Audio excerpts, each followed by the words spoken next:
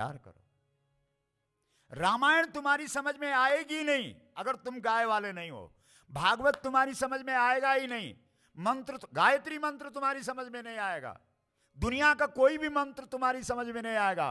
कि जितने भी मंत्र हैं सबसे श्रेष्ठ मंत्र ओंकार है, और ओंकार में 3 अक्षर है, आ उ मां, और आ और उ स्वर है और मां व्यंजन है, यानी ओंकार में भी मां है।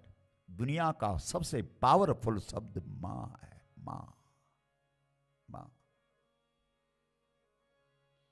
और इस मंत्र को, इस शब्द को दुनिया को किसने दिया है? गाय ने दिया है।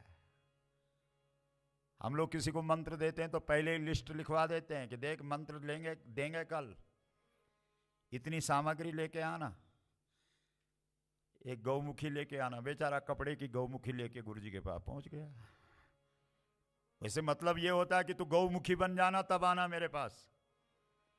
मां को ला फिर मेरे पास आ। बहुत बड़ा बिल होता है। आज हम गुरु एक श्लोक में जब सुखदेव महाराज प्रकट होते हैं तो वहां इस बात का निगम कल्प तरोह गलितम फलम सुखमुखा दमित द्रव संयुतम पिबत भागवतम रसमालयम मुहुरहो रसिका भुवि भावुका। अरे भाई, ये जो महामंत्र है यानी श्रीमद् भागवत के 18,000 श्लोक हैं, ये बिल वालों के लिए नहीं है, ये दिल वालों के लिए है। बोलो श्रीमद् भागवत महा हर हर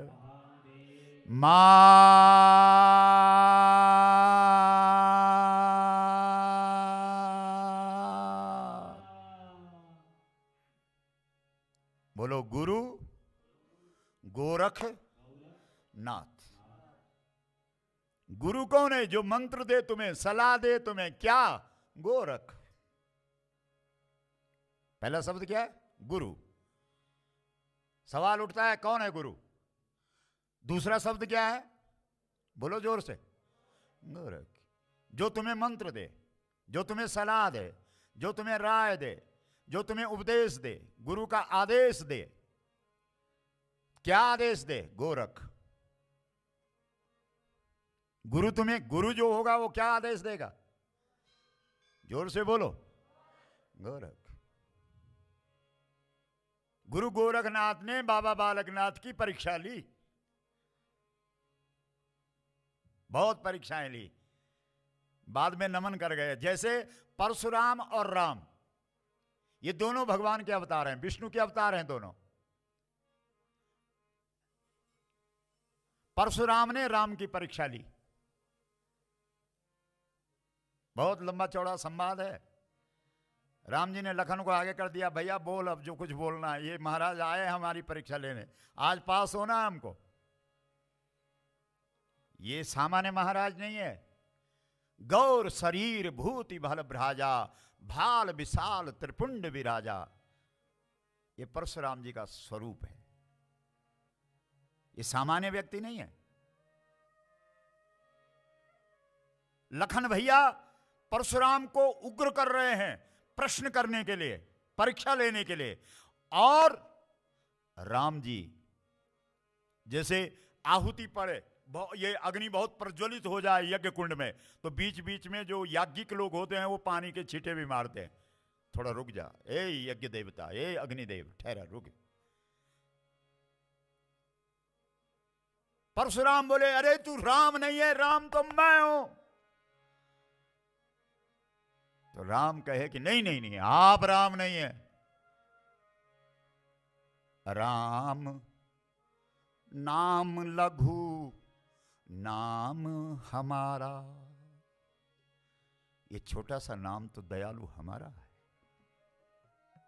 आप छोटे थोड़ी हैं। परशु सहित बड़ू नाम तुम्हारा। हो गए पास।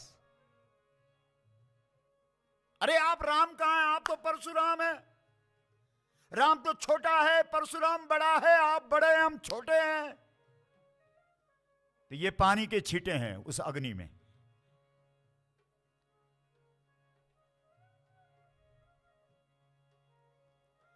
इतने में लखन भैया फिर जोर से, कोटि कुलिस सम बचन तुम्हारा, व्यर्थ धरहु धनु बाण कुठारा। ए महाराज, आपको ये धनुष बाण रखने की जरूरत नहीं है, क्योंकि जब आप बोलते हैं तो करोड़ों कुल्हाड़े एक साथ चलते हैं। बोलो, आग लगा दी कि नहीं? तब तक राम जी बोले, नहीं नहीं महाराज जी, गौ और ब्राह्मण के सामने हमारे वंश ने, हमारे कुल ने, हमारे खानदान ने कभी गर्दन खड़ी नहीं करी। पराक्रम दिखाने की तो बात छोड़ो, शक्ति प्रदर्शन करने का तो मतलब ही नहीं उठता, लेकिन हमारे वंश कुल और खानदान का यह स्वभाव रहा है कि हमने गौ और ब्राह्मण के सामने भले ही वो मार दें, लेकिन हमेशा हमारा सिर झुका रहा। कमाल है राम जी का। लेकिन आखिर में परशुराम हार गए, पराजित हो गए। और परशुराम ने कहा, अनुचित बहुत कह्यऊ अज्ञाता, क्षमऊ क्षमा मंदिर दोहु भ्राता। माफ करो महाराज, माफी मांग ली। अनुचित बहुत, बहुत गलत किया मैंने, लेकिन गलत मैंने अज्ञाता, ज्ञान नहीं था मुझे नहीं था पता कि वास्तविक राम तुम हो, जिसमें सारे बड़े बड़े योगी रमण कर रहे हैं, जिसमें सब रम रहे हैं, वो आप हैं। मुझे पता नहीं था, अज्ञाता, अज्ञान में था मैं। क्षमाऊं क्षमा मंदिर दो भ्राता, क्षमा कीजिए, क्षमा कीजिए। ऐसे ही बाबा बालकनाथ की परीक्षा लेने के लिए कौन आया? गुरु गोरखनाथ आए। गाय तो पकड़ी है इसने, लेकिन जरा परीक्षा तो लो। लेकिन पास हो गए बाबा। तो गुरु कौन है? जो आदेश दे, गुरु का आदेश। हमारे यहां एक शब्द है, गुरु का आदेश। और गुरु का आदेश क्या है? गोरख। बोलो जोर से। अब हम बोलेंगे यहां से, गुरु का आदेश क्या है? आप दोनों हाथ खड़ा करके 2 बार कहेंगे, जोर से बोलो। गुरु का आदेश क्या है? गुरु का आदेश क्या है? अगर गाय रख ली तो नाथ हो गए, बाकी सब अनाथ हैं। बोलो गौ माता की हर हर।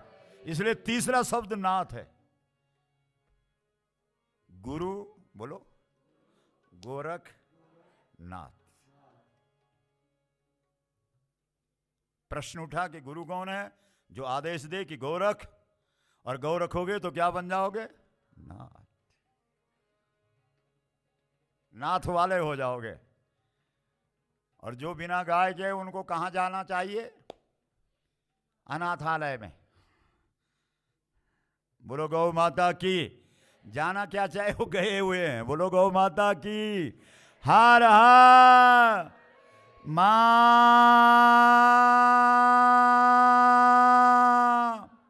गावश्च बहुलास्तत्र न कृषा न च दुर्बला। वहां भारत है, वहां धर्म है, जहां गाय है और गाय की पूजा है। गाय तो यहां भी है, आज भी है, लेकिन पूजा है। उसको माता का सम्मान है। बोलते क्यों नहीं हो? तो भारत कहां है? कहां भारत? इसलिए आप लोगों से निवेदन है, आप राम के पुजारी हैं, बाबा बालकनाथ के उपासक हैं, आप कृष्ण के पुजारी हैं, आप सनातन धर्म को मानने वाले लोग हैं, आप देवताओं के पुजारी हैं। हम आपसे अभी निवेदन कर रहे थे कि सनातन धर्म के 4 खंबे हैं। 4 खंबे में पहला खंबा ब्राह्मण है, दूसरा महत्वपूर्ण जो खंबा है वो गाय है, तीसरा खंबा देव है, देवता है, और चौथा खंबा साधु है, संत है। लेकिन इन 4 खंभों में 3 खंभों का तो जैसे तैसे औपचारिकता, बस तुम लोग थोड़ी बहुत सम्मान कर ही लेते हो। क्यों? कोई ब्राह्मण आ गया तो वो तो एक भाई कह रहा था, बोला मुझे सबसे ज्यादा चिढ़ ब्राह्मणों से है। कभी कभी सत्ता पर भी ऐसे लोग बैठ जाते हैं कि जो सबसे पहले किसकी टांग खींचते हैं, बोला ये जितने ब्राह्मण हैं देश में इनको पटको पहले।